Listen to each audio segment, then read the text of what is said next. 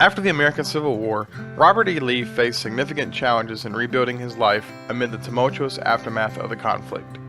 The renowned Confederate general, who had surrendered to Union General Ulysses S. Grant at Appomattox Courthouse in April 1865, emerged from the war with a tarnished reputation but still commanded immense respect. Lee initially struggled to find stable occupation due to his association with the defeated Confederate cause. Eventually, he accepted the presidency of Washington College, which is now Washington and Lee University, in Lexington, Virginia, in 1865. In this role, Lee dedicated himself to the task of educating and shaping the minds of young men, focusing on instilling principles of honor, duty, and leadership. Despite his commitment to education, Lee faced financial difficulties in the post-war years.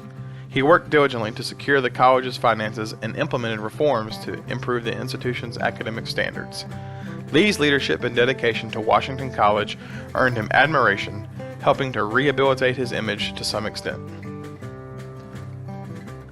Lee's personal life also underwent changes after the war. He and his wife, Mary Custis Lee, faced the loss of their family estate, Arlington House. The estate had been confiscated, though later deemed illegally, by the U.S. government. The estate was eventually turned into Arlington National Cemetery. Lee spent his later years residing in a modest home in Lexington. While Lee distanced himself from political activities during the Reconstruction era, he remained a symbol of the Southern Lost Cause mythology, which sought to romanticize and reinterpret the Confederacy's motivations and actions. Lee, however, advocated for reconciliation and unity in the nation, discouraging any sentiments of bitterness or revenge. Robert E. Lee passed on October 12, 1870 in Lexington, Virginia. When he passed, no suitable coffin for the body could be located within Lexington. The muddy roads were too flooded for anyone to get in or out of town.